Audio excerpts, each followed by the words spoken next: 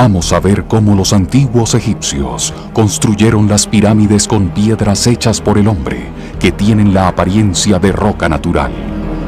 Los bloques de caliza fueron fundidos en el sitio, con una brillante tecnología, hoy redescubierta, llamada Aricat.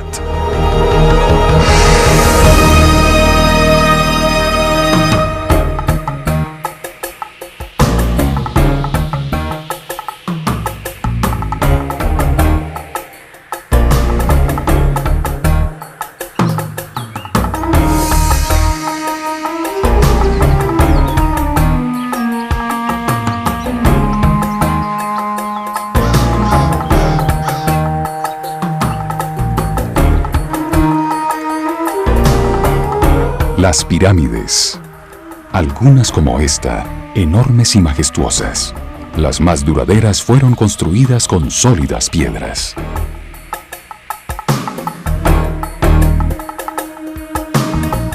Piedras que han guardado un secreto durante miles de años. Solo hasta ahora, aunque parezca increíble, se ha logrado resolver el antiquísimo misterio de estas piedras egipcias.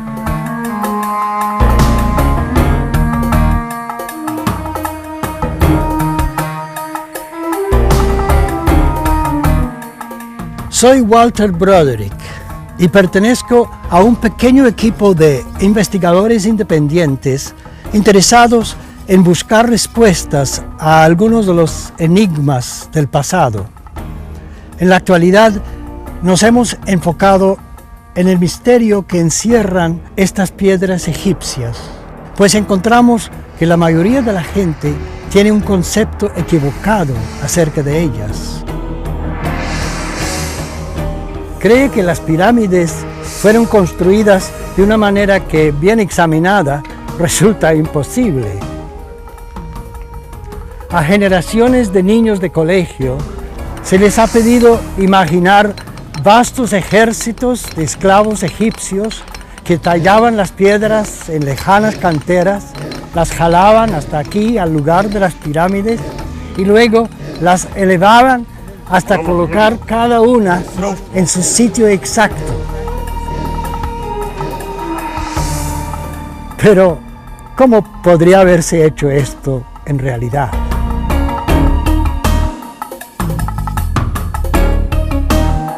La Gran Pirámide tiene aproximadamente 2,5 millones de bloques de piedra. Casi todos pesan por lo menos 2 toneladas y hubieran requerido unos 60 hombres para jalar cada uno. Pero algunos pesan hasta 70 toneladas, y esos se encuentran no en la base de la pirámide, sino a 40 metros de altura. Sin el uso de ruedas, se habrían necesitado más de 2,000 hombres para jalar cada una de estas piedras hasta arriba.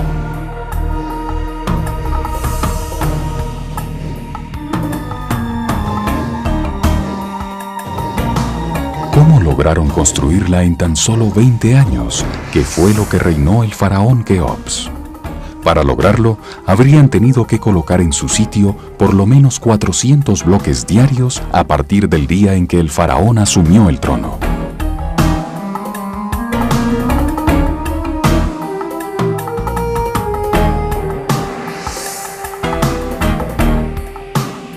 Cientos de miles de esclavos trabajarían simultáneamente, hombro a hombro, en el espacio equivalente a una cuadra en una ciudad moderna. Lo cual no habría sido factible. En semejantes condiciones, los hombres no habrían podido moverse. Entonces, ¿cómo fue construida la Gran Pirámide?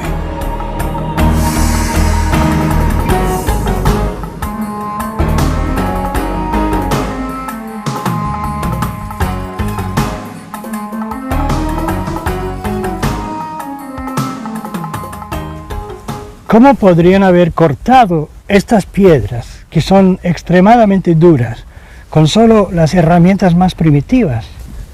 En el mejor de los casos, habrían tenido una sierra de cobre, algo parecido a esto.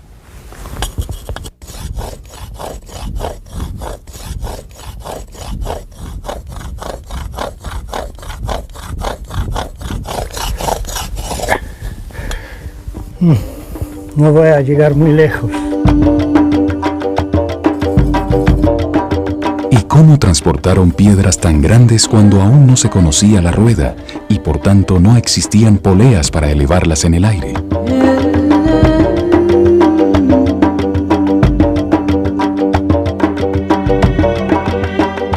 ¿Cómo hizo una civilización sin metales duros para tallar los millones de bloques de la Gran Pirámide, ajustándolos a solo 10 tamaños exactos para que al colocarlos se pudiera evitar la formación de juntas verticales en toda la estructura? Por fin se ha encontrado la respuesta, pero antes de revelar el secreto de cómo las pirámides fueron fundidas en el sitio, observémoslas más de cerca. Y sobre todo, examinemos con cuidado estas misteriosas piedras con las que fueron construidas.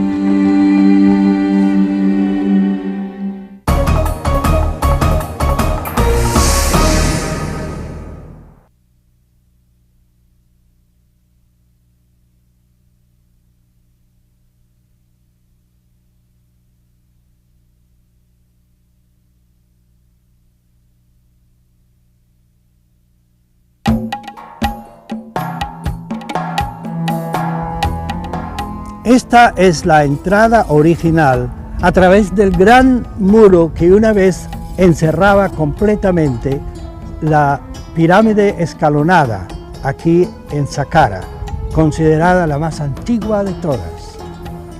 De modo que es aquí donde uno puede comenzar a estudiar las técnicas empleadas en la construcción de las pirámides, algo que ha sido un enigma para la humanidad durante siglos.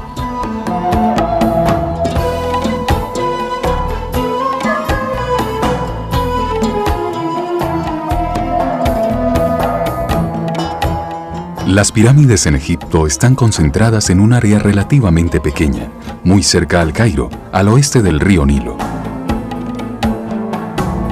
Mudos testigos de una civilización desaparecida se levantan en silencio sobre las arenas del desierto. Durante miles de años, muchas de ellas estuvieron sepultadas bajo estas mismas arenas. Fue solo en los últimos 200 años que los arqueólogos comenzaron a descubrirlas. El estudio de esta cultura, desaparecida hace tanto tiempo, recibió un temprano estímulo cuando Napoleón Bonaparte encabezó una expedición a Egipto en 1798. Su propósito fue más allá de lo militar. Napoleón llevó consigo un gran equipo de expertos, ingenieros, geólogos y naturalistas, sin hablar de artistas y grabadores, quienes después de muchos años de trabajo produjeron el primer estudio impresionante y profusamente ilustrado de los monumentos egipcios. Gracias a Napoleón, fueron los franceses los que realizaron el primer inventario serio de cientos de tumbas y templos, de la majestuosa Esfinge y de las gigantescas pirámides de Egipto. El trabajo fue continuado más tarde por otros europeos, estudiosos alemanes y británicos, entre otros, y también por norteamericanos. Los arqueólogos trabajaron sin cesar a lo largo de los siglos XIX y XX.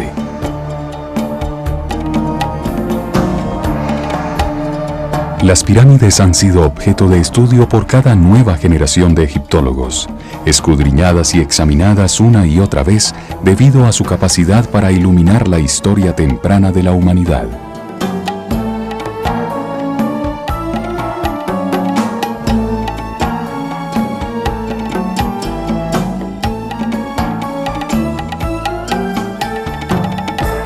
Sin embargo, y a pesar de tan largos y exhaustivos estudios, muchos misterios quedaron sin resolver y muchas preguntas sin respuesta. Hasta ahora, nadie había encontrado una respuesta convincente a una pregunta aparentemente sencilla: ¿cómo fueron construidas las pirámides?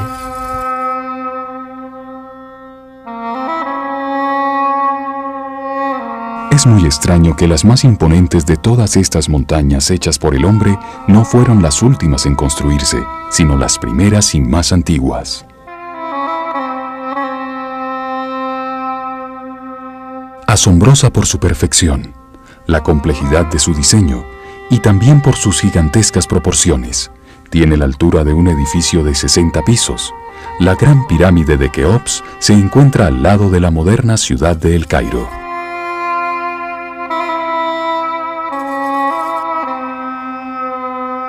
Como ya lo hemos dicho, el faraón Keops hizo construir la estructura completa durante el lapso de su reinado, es decir, en menos de 20 años, hace aproximadamente 5.000 años.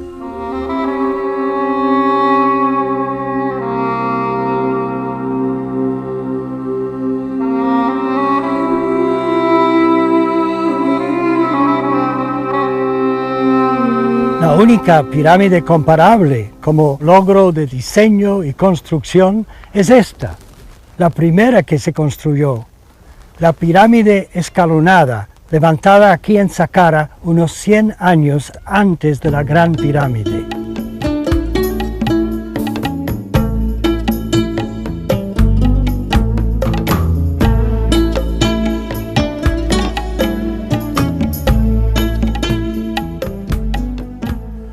Una pista fundamental sobre cómo se construyó la Gran Pirámide estaba presente aquí todo el tiempo en la pirámide escalonada, pero los egiptólogos no la habían encontrado. Simplemente quedaron perplejos ante el misterio sin poder hallar una respuesta satisfactoria.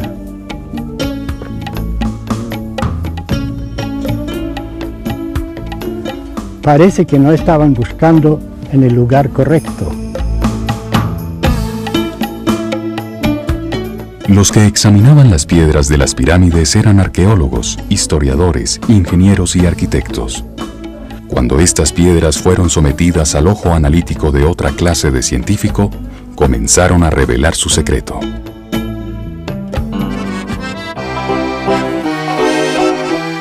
El primer hombre en proponer una solución razonable fue Henri Le Chatelier, químico, ceramista y metalúrgico nacido en Francia en 1850.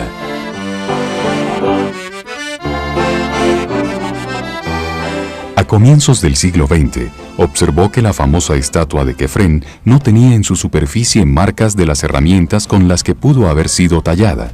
Sin embargo, fue hecha de diorita, una de las piedras más duras que existe.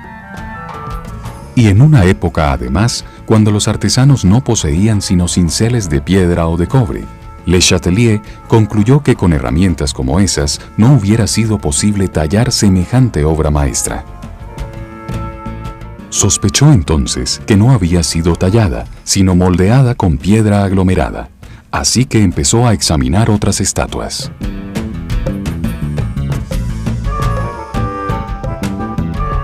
Se concentró en unas aparentemente esmaltadas, cortó secciones de ellas con una sierra de diamante y encontró que el esmalte no era una capa aplicada a la superficie, sino parte integral del material en el que estaba hecha la estatua.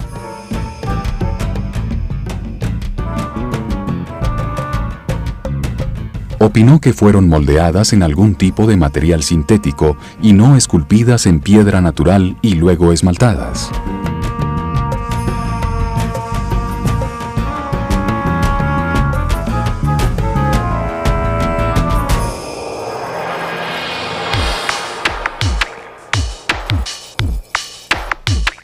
En tiempos más recientes, en Saint-Quentin, cerca de París, otro francés, el Dr. Joseph Davidovits, retomó el estudio donde lo había dejado su predecesor. El Dr. Davidovits es un científico célebre por sus investigaciones en un ramo de la química que estudia polímeros, materiales naturales hechos de moléculas compuestas a temperatura ambiente.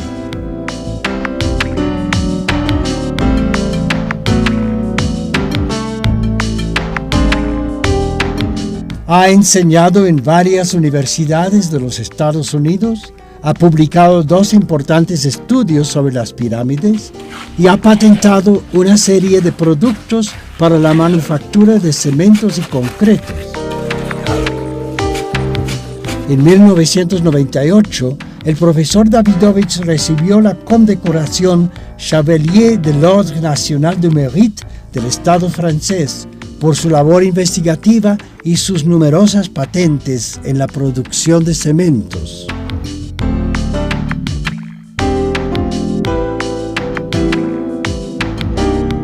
Siguiendo los pasos de Le Chatelier y armado con sus conocimientos químicos y su especialización en cementos y piedras aglomeradas, el doctor Davidovits empezó a estudiar los materiales con los que se hicieron las pirámides. ¿Cómo pudieron tallarlas?, se preguntó, y tan perfectamente, con las herramientas primitivas de las que disponían aquellos trabajadores del antiguo Egipto. En el mejor de los casos, tenían que haberlas cortado con serruchos de cobre. Ahora bien, el cobre es un metal blando que no sirve para tajar duros bloques de piedra caliza como los que se utilizaron para construir las pirámides. El profesor Davidovits quedó convencido de que un examen más detallado de esos mismos bloques podría resolver el enigma.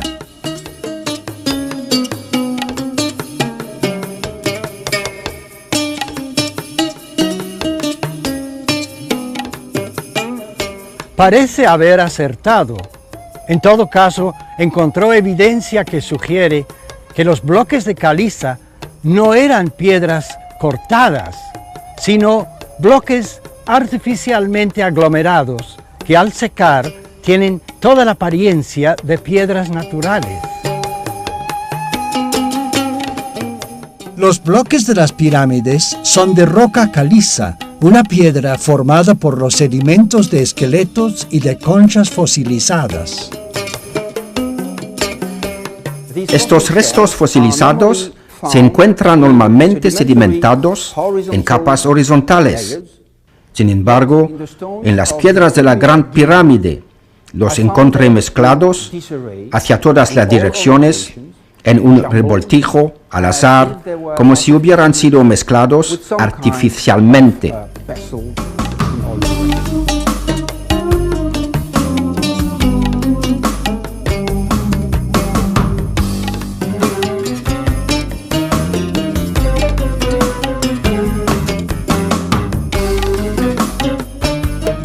Otro fenómeno que observé en los bloques fue la presencia de burbujas de aire junto con fibras orgánicas, quizás pelos, materiales extraños jamás encontrados en caliza natural.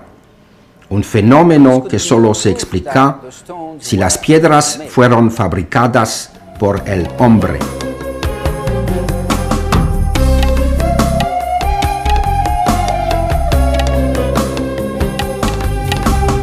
Algo más me intrigaba. Si las piedras fueron talladas, como cree la mayoría de las personas, ¿dónde están los desperdicios y fragmentos de los bloques rotos? La caliza es una piedra que con frecuencia se parte cuando es cortada. 25 millones de toneladas de bloques de caliza tendrían que haber producido millones de bloques quebrados. Sin embargo, no se ha encontrado ni rastro de ellos. ¿Dónde están?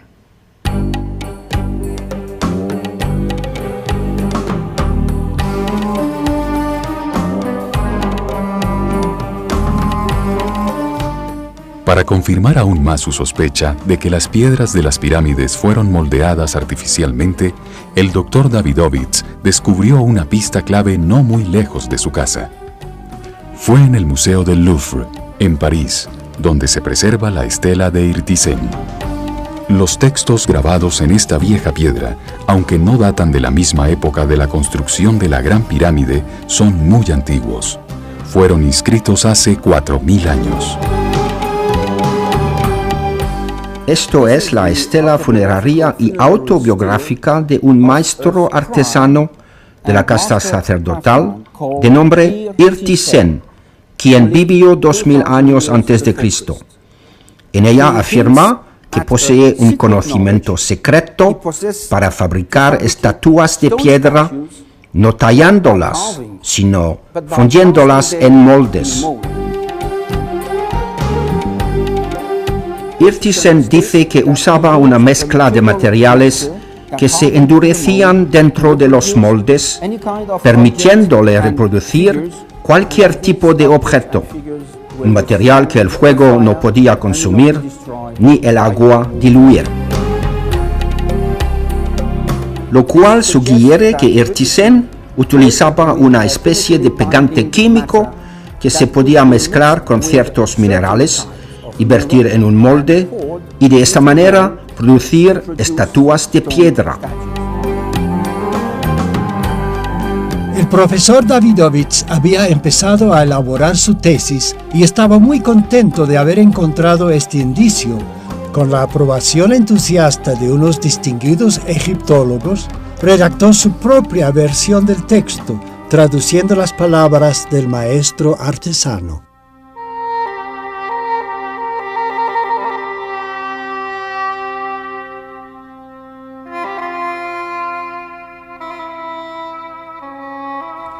Conozco el secreto de los jeroglifos.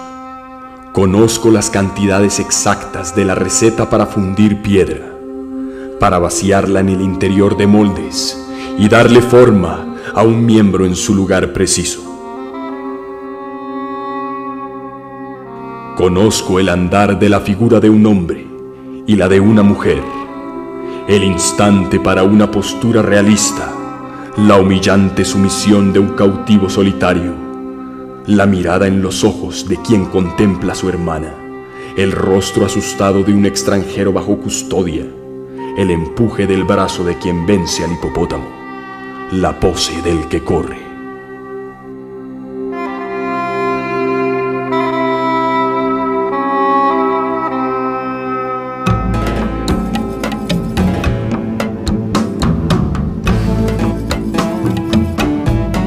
Sin embargo, para el doctor Davidovich, este texto, aunque muy significativo, fue solo un comienzo. Unos datos más importantes aún sobre técnicas de aglomeración estaban esperando para ser descifrados en otra antigua estela que se encuentra aquí en la isla de Sehel, sobre el gran río Nilo.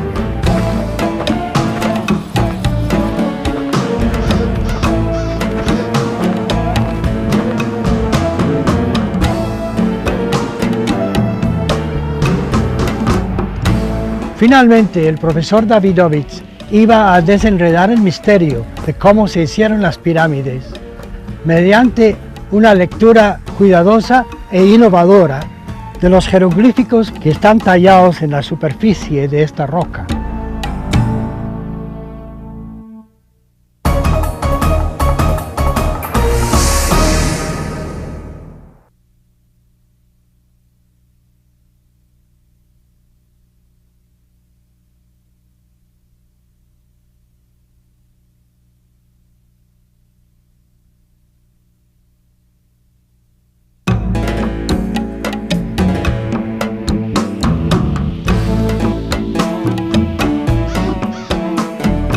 Esta roca se conoce como la Estela de la Hambruna y ocupa su sitio original aquí en la isla de Sehel, sobre el río Nilo.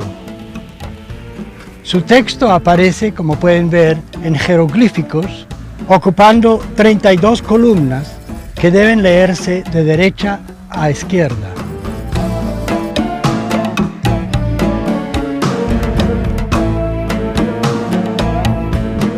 Las primeras columnas tratan de la hambruna que ocurrió durante el reinado del faraón Djoser, cerca de 3000 años antes de Cristo, antes del reinado de Keops. Los jeroglíficos relatan la siguiente historia. Por muchos años, el Nilo crecía hasta inundar las llanuras a su alrededor, convirtiéndolas en suelo apto para la agricultura. Sin embargo, durante 7 años en el reinado de Djoser, el río no creció, así que los cultivos no prosperaron, la tierra seca se volvió estéril y hubo en consecuencia una gran hambruna por todo el país.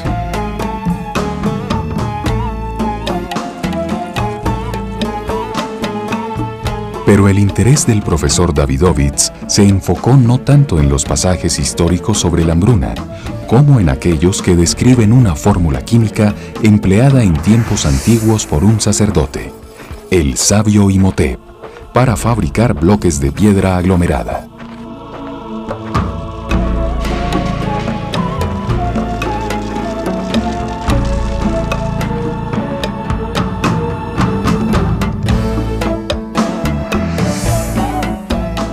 Esta estela se descifró originalmente en 1889, pero debido a las limitaciones del conocimiento científico en aquella época, el pasaje que contiene la fórmula fue malentendido, o al menos no bien traducido.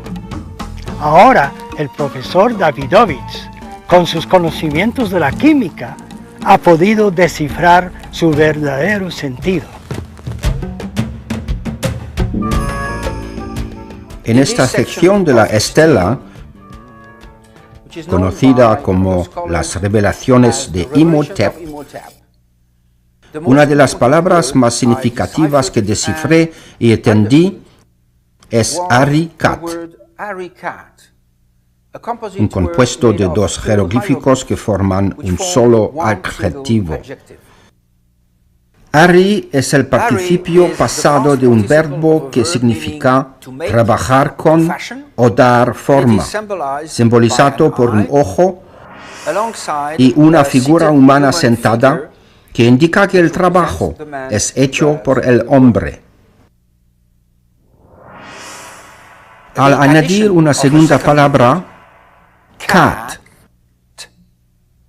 los dos brazos alzados y el semicírculo, se le agrega el sentido de algo creado. Ari-Kat es algo fabricado por el hombre. Y cuando se asocia con los minerales, como en este caso, significa algo procesado o hecho sintéticamente. Ahora el profesor Davidovich estaba seguro de que su teoría era correcta. La respuesta al enigma de las pirámides se encontraba en su ramo particular de la ciencia, la química, o más bien, para darle su nombre antiguo, la alquimia. Y el alquimista en cuestión era el gran Imhotep.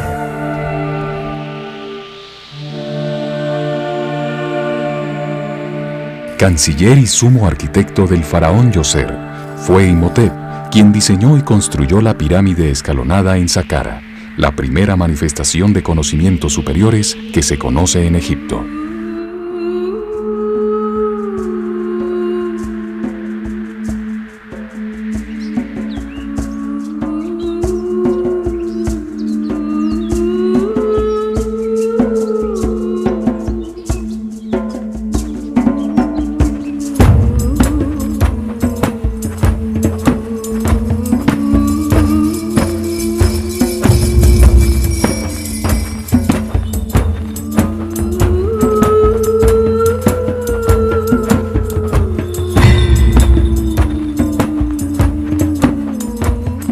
Imhotep pertenecía a una cerrada organización de sacerdotes llamada la Escuela de Misterios del Ojo de Horus, guardianes exclusivos del conocimiento en el antiguo Egipto.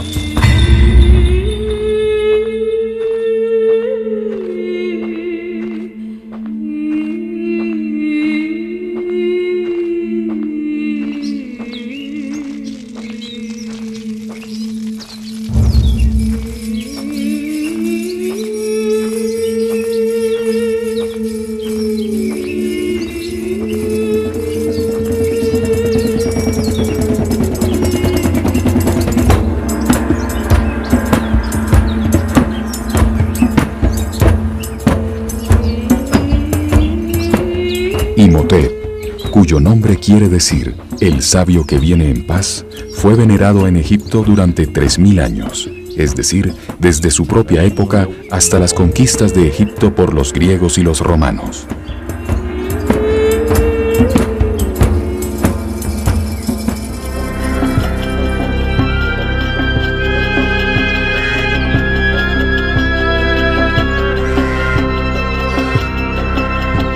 El padre de Imhotep era el arquitecto del faraón, un noble hereditario que pudo determinar el destino de su hijo. Decidió matricularlo en el sacerdocio, y a una muy temprana edad, la madre de Imhotep llevó a su hijo por el río Nilo hasta su nuevo hogar en el templo de Anu.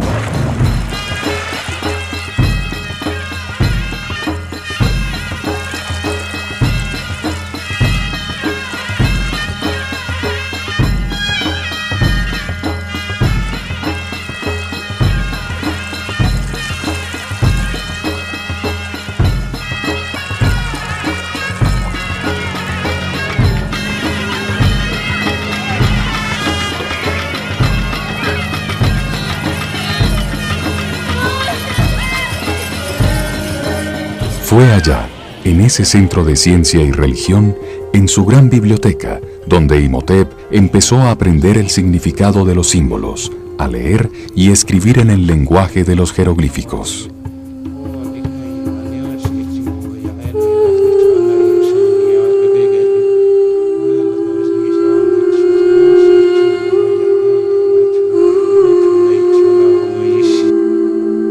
Con el transcurso del tiempo, estudió diseño de templos, además de técnicas constructivas, geometría, medicina y todo lo que los sabios sacerdotes habían entendido sobre la estructura del universo.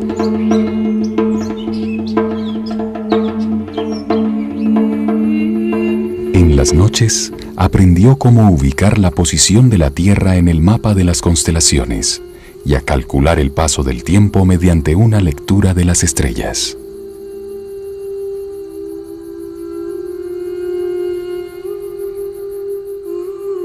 Su guía espiritual le enseñó el significado sagrado de las deidades egipcias con sus cabezas de animales, cada una representando una cualidad universal bien expresada por el animal.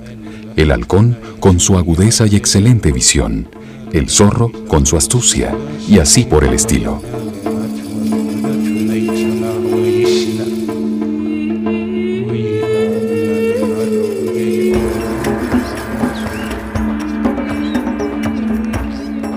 Un buen día, su mentor decidió que ya había alcanzado un grado de sabiduría tal que merecía ser ascendido y entrar al segundo sector del templo, donde iniciaría su entrenamiento en asuntos de alquimia.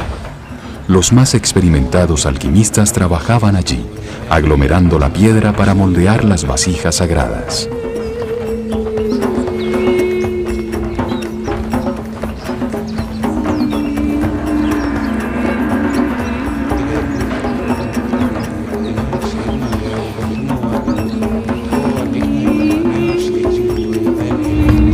Había llegado el momento para que Imhotep rindiera homenaje al dios Num, el dador de las formas y creador del cuerpo humano, a quien todas las vasijas eran ofrecidas. En ese momento debía jurar que únicamente transmitiría a su sucesor los conocimientos secretos sobre la química que estaba a punto de recibir. Solo un sacerdote científico podía fabricar vasijas de piedra, por ello gozaba de un estatus especial. Sus conocimientos le permitían darle forma a la piedra y la piedra era el símbolo de lo eterno.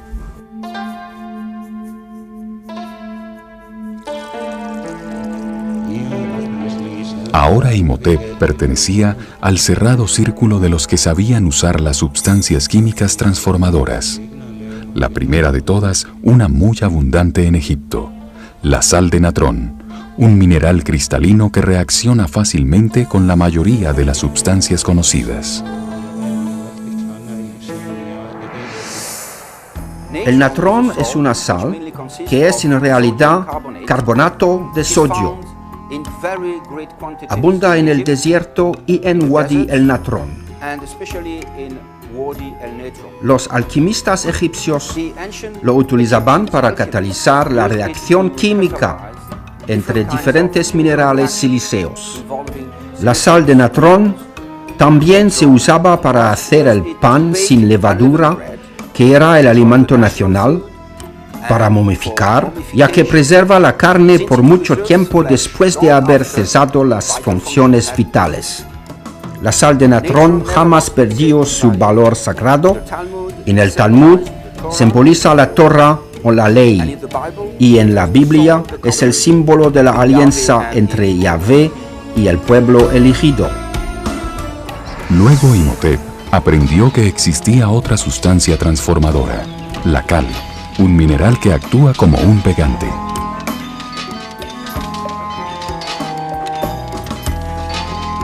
Aprendió que para producir la cal había que quemar y reducir a cenizas rocas como la caliza y la dolomita, formadas por los restos sedimentados de los organismos marinos.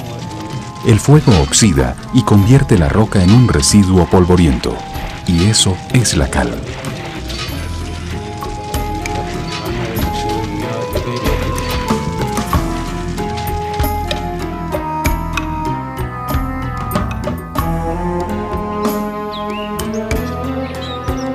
Las cenizas de leña también son ricas en cal, y los sacerdotes establecieron la costumbre de recibir como ofrenda las cenizas de las cocinas de todo Egipto.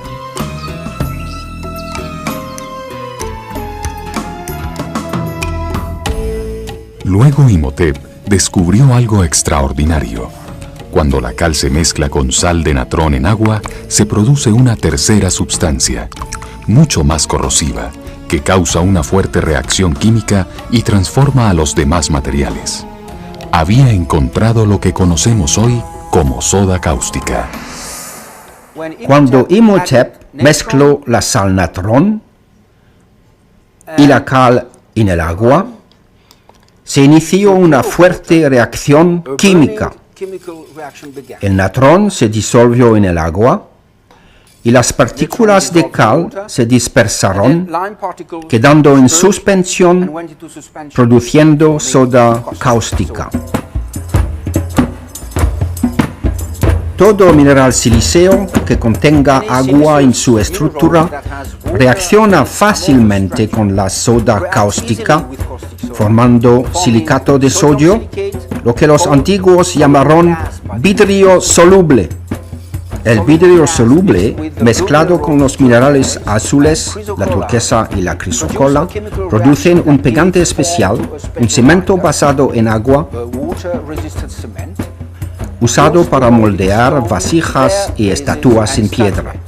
Este cemento egipcio era un pegante muy poderoso que integraba al aluminio y los sílices en un nuevo compuesto, un mineral sintético llamado zeolita, que tiene toda la apariencia de roca natural.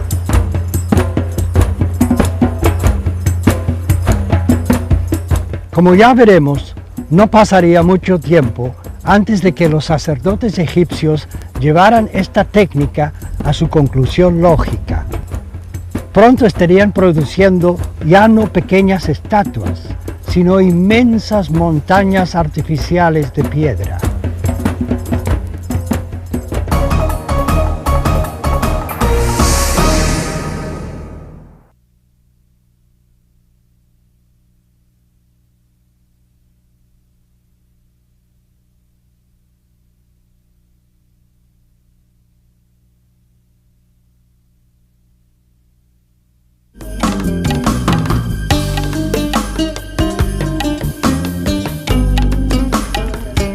Veníamos hablando de Imhotep, el sacerdote y alquimista del antiguo Egipto. Ahora bien, los conocimientos que había adquirido hasta entonces solo le permitían moldear pequeñas vasijas sagradas que parecían hechas de piedra natural. Era un logro impresionante. Sin embargo, todavía le faltaba mucho por recorrer. Tenía que descubrir cómo aplicar estos conocimientos en una escala masiva para poder construir un eterno tabernáculo para su Dios, un monumento gigantesco de piedra, ya que para los egipcios la piedra simbolizaba la eternidad.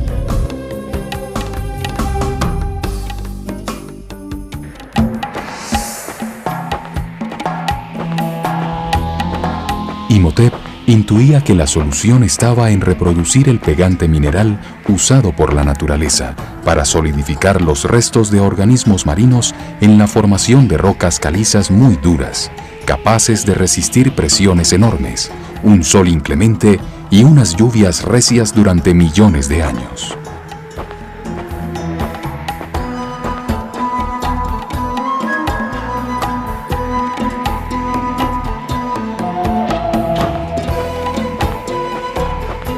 Sus investigaciones lo llevaron a encontrar en Saqqara dos clases diferentes de estratos de caliza que contenían conchas y arcilla.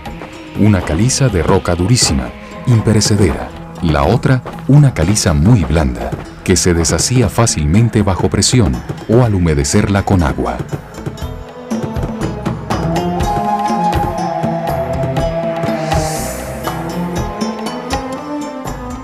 En el borde de la plataforma de Saqqara encontré dos tipos distintos de piedra caliza.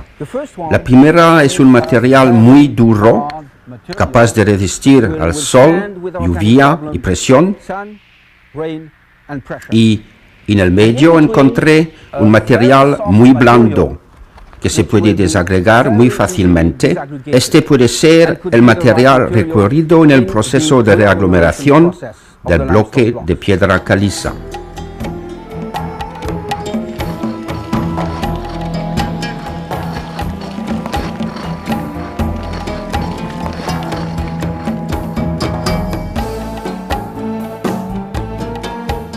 Cuando Imhotep aplicó agua a la caliza blanda, se deshizo, dejando una greda blancuzca y arcillosa con los restos de los organismos marinos en el fondo.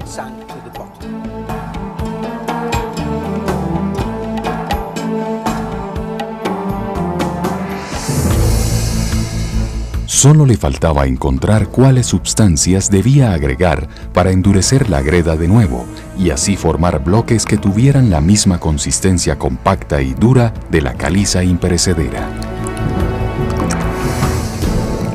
Seguramente Imhotep experimentó con varias sustancias hasta que mezcló esa greda de caliza suave con soda cáustica. Eso desató una reacción entre la greda y la cal, que produjo un poderoso pegante.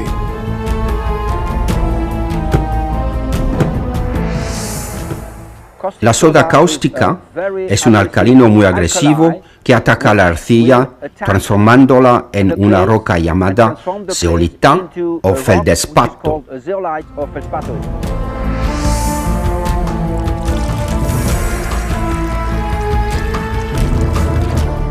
El mismo pegante geológico que normalmente necesita miles o tal vez millones de años para formar una piedra, consolidaba y solidificaba conchas y demás agregados en cuestión de 24 horas, y se demoraba unos 30 días más hasta secar completamente.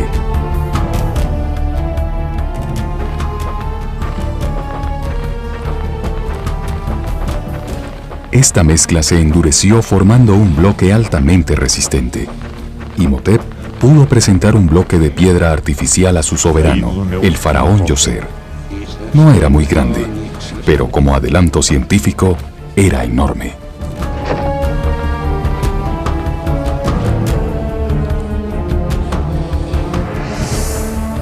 Imhotep había inventado el Arikat, la tecnología para moldear piedras que utilizaría en la construcción de la primera pirámide.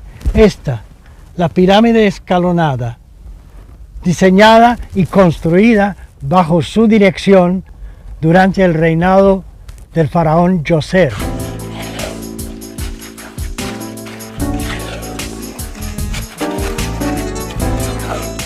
Con el tiempo, la antigua alquimia de Imhotep se perdió, para ser reinventada 5000 años después por el profesor francés Joseph Davidovich en su laboratorio de Saint-Quentin, cerca de París.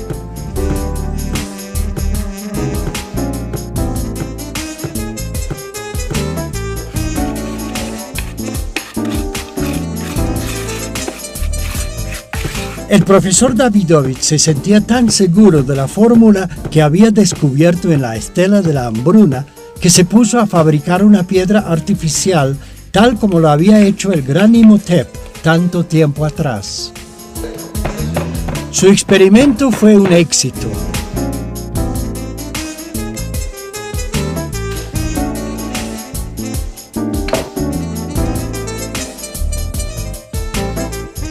Decidió fabricar una piedra más grande, de las mismas dimensiones de aquellas que se ven en la pirámide de Keops. Siguiendo la receta de Imhotep, el profesor produjo un bloque de 2 toneladas.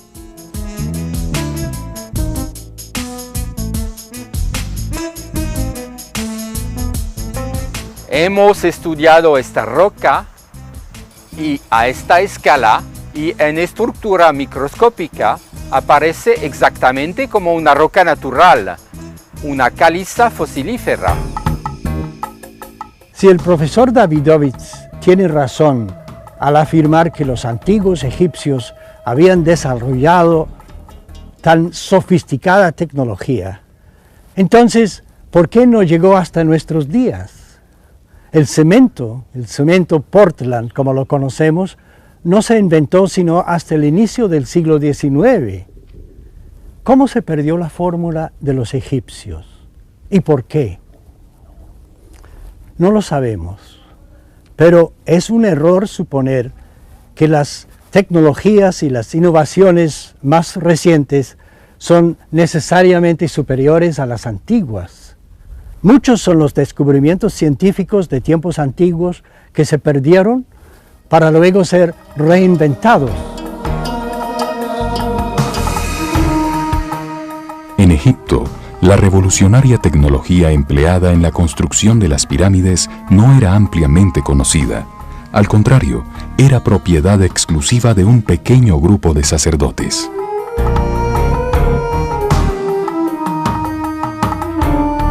Por lo tanto, podría desaparecer fácilmente durante los 2 periodos intermedios de guerras y revueltas internas que desgarraron a Egipto, sin hablar de las sucesivas invasiones y los saqueos de los tesoros egipcios por parte de los etíopes, los sirios, los persas, los romanos, los nubios y los griegos a lo largo de miles de años.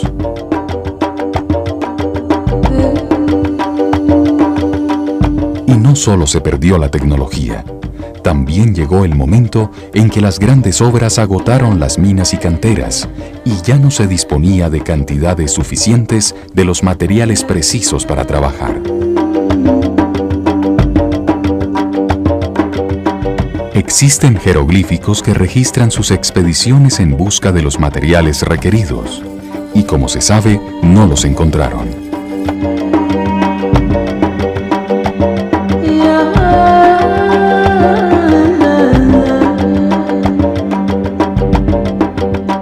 Es revelador mirar las pirámides construidas en tiempos más recientes, es decir, hace apenas 3.000 años, comparado con los 5.000 años que nos separan de la era de Imhotep y más tarde de Keops con su pirámide gigante. La construcción de pirámides se volvió menos eficiente. De hecho, la mayoría de aquellas que no son tan viejas como la pirámide escalonada o la gran pirámide de Keops están hechas sobre un núcleo de arena forrado con piedra caliza.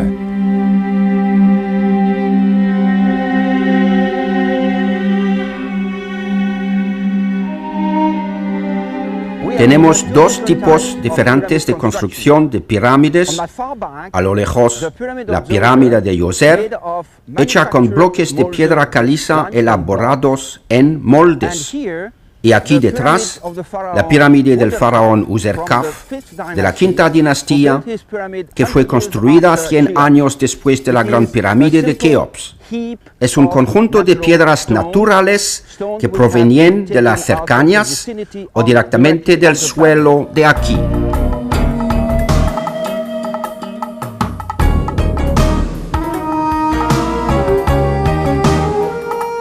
Al quitar su recubrimiento, como sucedió cuando nuevos constructores reciclaron sus bloques para construir otros monumentos, esas pirámides se derrumbaban.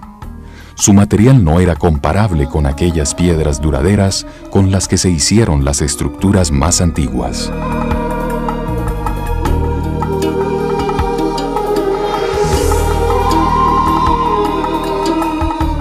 En nuestro próximo programa, nos encontraremos de nuevo con el faraón Djoser y su arquitecto Imhotep para presenciar la construcción de la pirámide escalonada. Veremos cómo la fórmula de Imhotep fue perfeccionada y utilizada en la construcción de pirámides posteriores.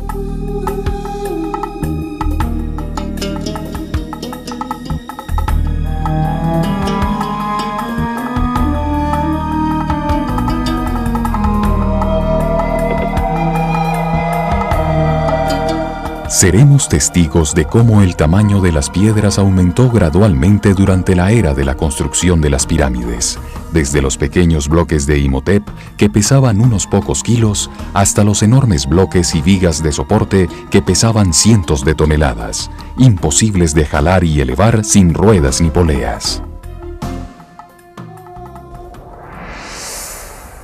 La explicación propuesta por el Dr. Davidovich todavía no ha sido aceptada universalmente por los egiptólogos. Muchos siguen propagando la imagen de cómo miles de esclavos jalaban las piedras a los sitios de las pirámides para luego elevarlas mediante rampas.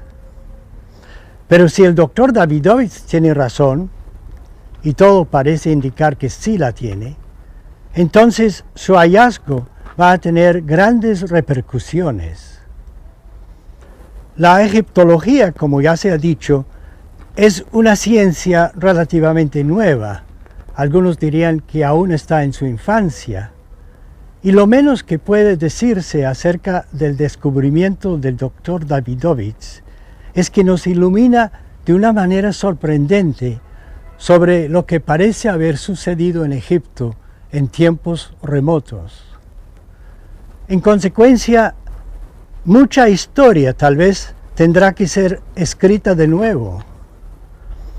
Y quién sabe, a lo mejor otros secretos se esconden aún dentro de estas misteriosas piedras egipcias.